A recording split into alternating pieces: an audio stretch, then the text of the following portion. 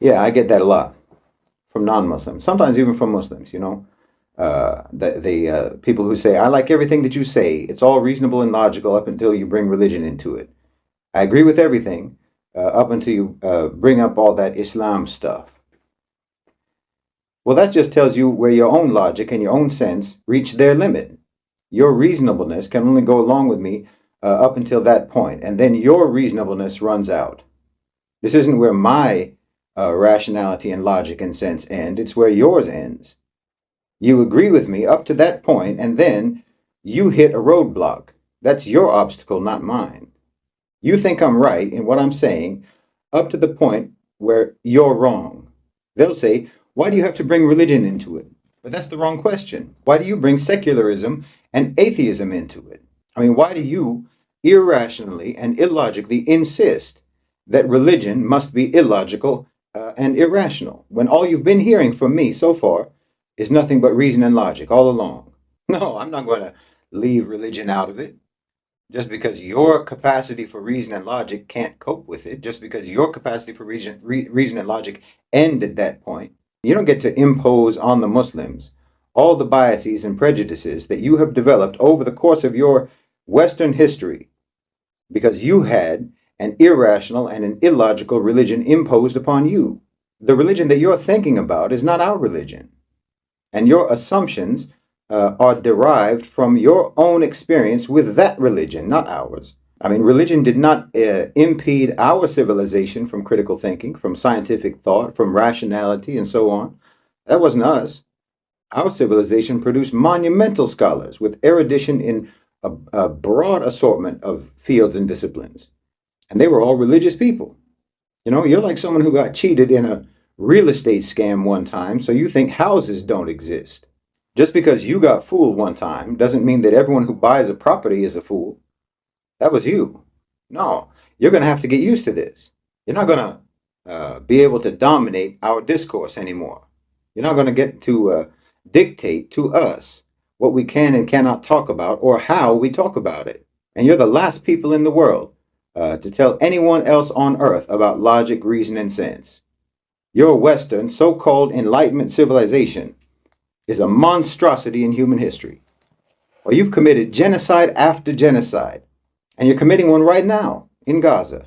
Your logical, rational, reasonable European powers obliterated the Native Americans. You systematically dehumanized and enslaved Africans for centuries. You carried out population extermination in Namibia, in Congo, in Algeria, and on your own continent against the Jews, the Holocaust, the Gypsies, the Muslims in Bosnia, on and on. So, yeah, you made sense. I was following your reason and your logic up until you brought in that genocidal mass murder. That's where you lost me. You can't talk about rationality and reason. You must be joking. You can only say that if you live inside of your own Western propaganda echo chamber. It's an absurd thing. It's just as absurd as calling yourselves democracies. You created societies that sacralize wealth, that sanctify the rich, giving them near holy authority. You didn't abandon the papal tyranny. You just shifted it into the morality-free private sector. It makes sense to you, in your enlightened logic and reason, that sick people in your societies, for example, can suffer and die if they're poor, and that every human interaction and every human endeavor should be monetized in order for it to have any value, and whatever can be monetized should therefore be socially acceptable and respectable, no matter how deranged and perverse it is. Reason and logic. Do you know that about a third of Westerners believe in astrology? And about half of them, and just under half of them, believe in aliens and spaceships, and over half of them believe that Atlantis existed. Over half of them also think that they can will something into existence by writing it on a wish board and just thinking about it hard enough, visualizing it. Your society's literally indoctrinated you out of thinking. You replaced the church, which manipulated you for centuries and gaslit you so that you wouldn't think for yourselves. And you just replaced that with the state, with the private sector, and with mass media and entertainment. And they do the same thing to you, but even more effectively and even more thoroughly. But instead of telling you that it makes you pious, they tell you that it makes you rational. Well, you weren't pious then and you're not rational now. You're just an automaton, living paycheck to paycheck, sinking in debt, estranged from your family, uh, living out fantasies in your head about what you're going to be when you grow up. Meanwhile, you're in your 40s. You identify more with the brand names that you wear than with your own name. You know, you don't know your neighbors most likely. You binge watch for hours and hours watching Netflix just to escape the drudgery and pointlessness of your existence. And meanwhile, you think like more than 50% of Americans think that their life is worthy of becoming a book or a movie. And so you sit around thinking about which celebrity will play you in a movie about a man sitting on a couch. Honestly, you must have no idea what your societies look like to the rest of the world. And I mean, we can look at it layer by layer. Any dimension of your societies, we could catalog the derangement and the pathologies and the irrationality, the illogic and the self delusion. At any level, it's breathtaking. On the macro level and on the micro level. I mean, on an individual level, the overwhelming majority of Westerners just carry thoughts and opinions in their minds that were implanted in their brains, not anything that they thought of themselves, not anything that they ever even scrutinized themselves. I mean, I had one man complaining to me about the soaring crime rates in Ireland because supposedly of the influx of refugees and immigrants.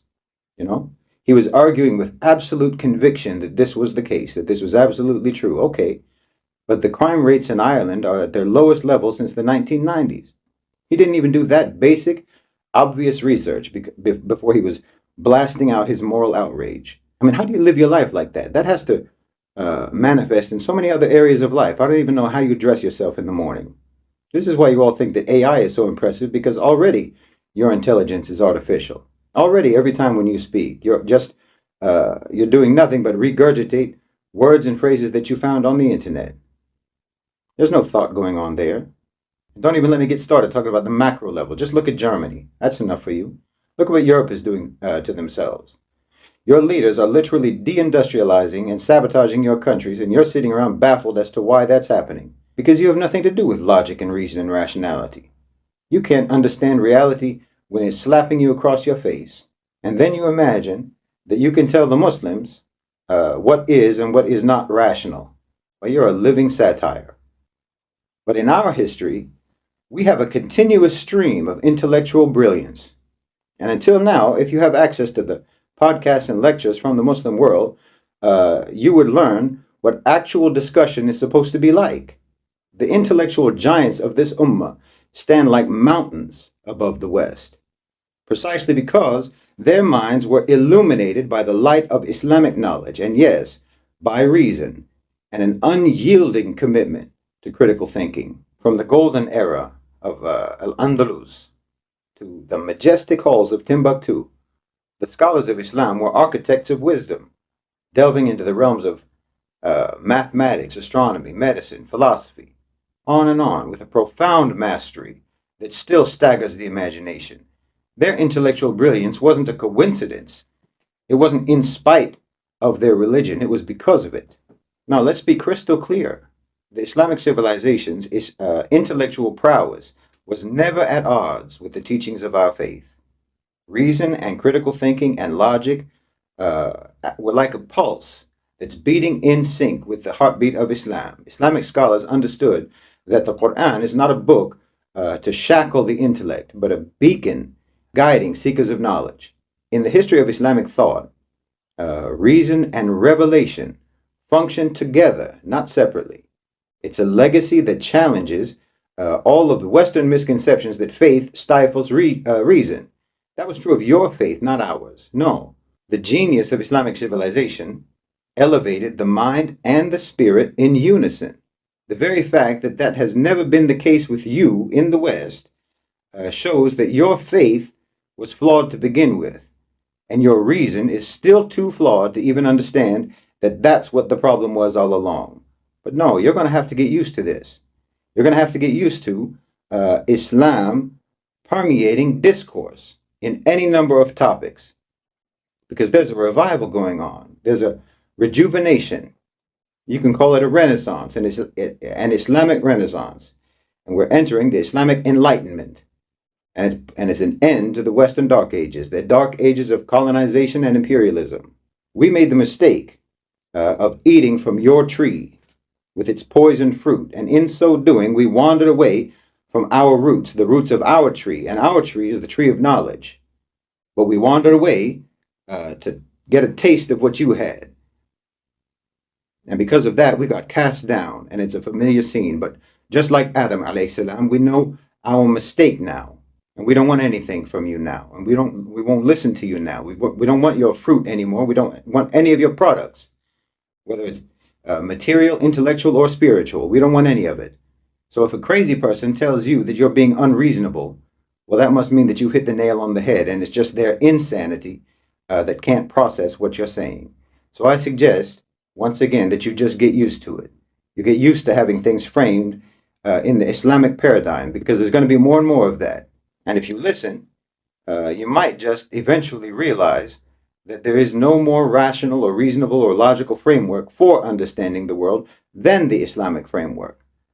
And you might just end up understanding what's been done to you all these years and understand what you've been doing to us. And maybe, if you listen, maybe we can move forward together to snatch our collective future out of the clutches of the powers that be, who have been dumbing you down all these years and telling you that you're smart. And the powers that be that have been trying to make you hate us to your own detriment, precisely because they wanted you to be dumb, and they knew that if you listen to the Muslims and you listen to Islam and you learn about Islam, well, that's going to foil all their plans.